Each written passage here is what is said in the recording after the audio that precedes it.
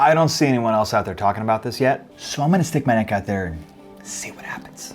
The entire real estate world is about to change, and I'm gonna tell you all about it. So, yikes, what am I doing?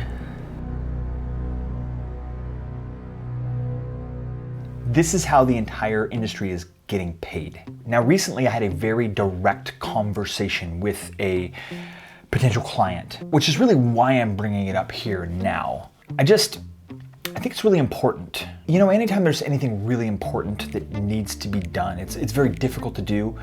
Most people are uncomfortable with that kind of confrontation or saying that thing because it's a hard discussion to have, and I'm not really like that. So I like to go after it, A, because it's the right thing to do, and B, because you feel so much better once the conversation's over, you know? I mean, I suppose I might push it off a little bit just to make sure that it's the right thing to say and do, but you can't run from difficult conversations, you know? Because it just never gets any easier or better down the road.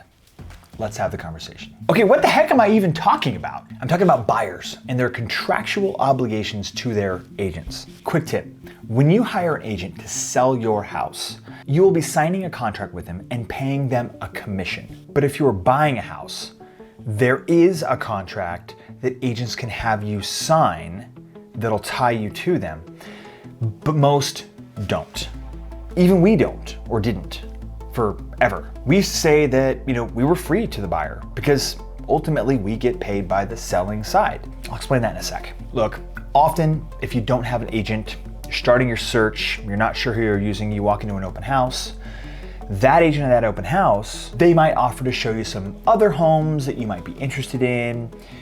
You might, you know, kind of kick it off and be like, yeah, this guy might be good to work with. But you're still kind of getting to know each other. And the agent is worried that if they press a contract on you to tie you down right off the bat, that you might back off, you might shy away from that person. And rightly so, you don't really know them, right? So they show you some homes, you continue the relationship, and eventually at some point, if you do buy a house from them, yay, like that's great. But they didn't have to hard sell you on locking you down. And then a similar situation also happens when you do have an agent. You've worked with these people before, they're your friends, they're your buddies, maybe even family member, whatever it happens to be. You know them, you like them, you trust them. There isn't a question you're going to use that agent to buy your house. In which case, that agent doesn't feel as though they need to have you sign a contract tying you to them because it's already given, you're going to be working together. Now that is what's changing. Well, partly. Okay, part 2 of this goes like this. Now track with me.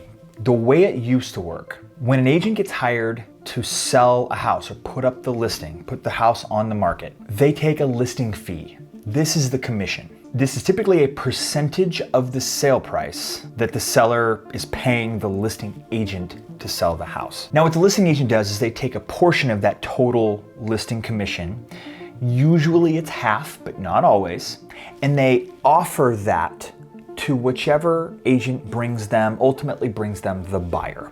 So the agents that have buyers that are looking around, doing all the showings, the agent that brings that buyer to that listing agent, that's how they get paid. Now, sometimes the listing agent also has a buyer that is looking for that exact house. And the listing agent gets both sides of that transaction, of that commission, the listing fee. They get the whole listing fee. They don't have to give half it away because they actually brought in the buyer. That's actually called double ending it, where you have both sides of the transaction. Now, in some states that's legal, and in some states that's not. They don't want you doing that. Here in Oregon, that is a thing that can happen. Now, there's a lawsuit out there that actually is looking to change the way those fees are getting shared. There's actually a few lawsuits that are going on simultaneously, and this is nationwide. So this is affecting everything everywhere. And I want to break it down for all of the viewers out there because, to be honest, we're not exactly sure how it's going to shake out yet, but there are some things that are definitely going to change. But what could end up happening is a seller could opt to not offer a commission to the buyer's side at all. All right, look, here's where I give the pitch, which I hate doing, by the way, but it's kind of, how the business works. Hopefully you're getting some value out of this video, and so you're not gonna mind this at all. If you or someone you know is looking to buy or sell This video is kind of buyer focused, but we do both. We clearly know you have options out there, but we would love to be your real estate resource of choice. You can call, click, email, DM, smoke signal. Our contact information is down below in the description, and it never gets old hearing from viewers. We are always honored to get your calls. Okay, pitch over. So just pay a fee to the listing agent and nothing to the buyer's agent?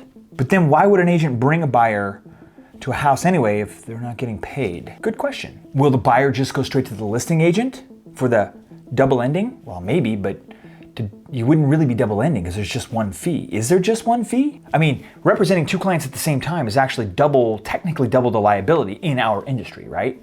Will the buyer dump the buyer's agent altogether and self-represent? I mean, we might make it look easy, but there's a lot of shit that's involved. And most people only do, real estate transactions a few times in their life, whereas we do it every day. Well, if they have a buyer's agreement, then they could still go buy a house and separately pay their agent independently. Would that mean that the listing fee is less than normal by half? Would that mean that ultimately the price of the house should be that half of the listing fee less? Are we gonna see a reduction in prices? I don't think so. See, this is where it all gets really fuzzy, and we are not sure how this is gonna shake out yet. So where the industry is moving right now, and I mean right now, this is fresh, hot off the press stuff, is to have all buyers sign buyer contracts, or buyer agreements is what they're called, buyer agreements with their agent if they're gonna go look for a house. Just in case there isn't any compensation offered by the seller, which that's not happening yet. There's still much, compensation is still coming from the seller, but that could technically change, and we don't know when that's gonna happen. But let me explain why a buyer agreement is actually a good thing for you. First of all, right now, we're in kind of a down market, and agents are hungry. Wow, I am sharing a ton about the backside of this. Sheesh. Agents are hungry and they're aggressively looking for clients because they need a paycheck. But also, like I mentioned earlier, generally shy away from having some of those difficult conversations with people, like signing a buyer agreement. Now, a buyer could technically, in the past and potentially now, be playing a few different agents, talking to multiple agents, just to see if one agent or another might have anything different to offer them in terms of opportunities for homes to buy. And I understand that.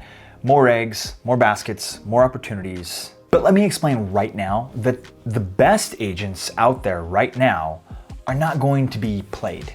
We, even in this down market, are still really busy. Busy with wonderful clients like you. Hi. So if you're not gonna sign a buyer agreement with us, then we aren't going to spend time looking for a home for you. We have other clients to tend to. If a buyer does want to commit and sign a buyer's agreement with us, then great. We know that we have committed clients that we can seriously start looking for a house, diving deep, pulling out the stops, working our butts off, utilizing our insights and knowledge of the market. And again, right now, we are still getting paid by the selling side. Nothing's changed in that regard. Then the same comfort should also apply to the clients, to the buyers. They know that they have a very strong, dedicated agent who is working for them. And if you don't think they're doing a good job, it's okay, you can fire them. But I will say that this is where selecting a really great agent is super important. You want an agent who has a vast knowledge of the area, who understands the neighborhoods, and keenly is aware of the market and where it stands on a day-to-day basis. Someone who just knows their stuff inside and out. I think that this is actually really gonna hurt part-time agents because, believe it or not, there are a ton of part-time agents out there. In fact, you should ask whoever you're considering hiring if they're a part-time agent or not. That's one of those really big questions. Because if I'm a buyer and I'm signing a buyer agreement, I want to make sure that I have the absolute best agent that I can find that is also someone that I know, that I like, and that I can trust, especially in this crazy market we're in right now. Whew, yikes, I went deep. Thanks again. Be sure to subscribe, hit the bell. Really, really, really This video is a big one for us and eventually for the entire industry. Please like it, comment on it with your support, because it would really mean a lot to us. Thank you so very much, and gosh, we'll see you next week. Cheers.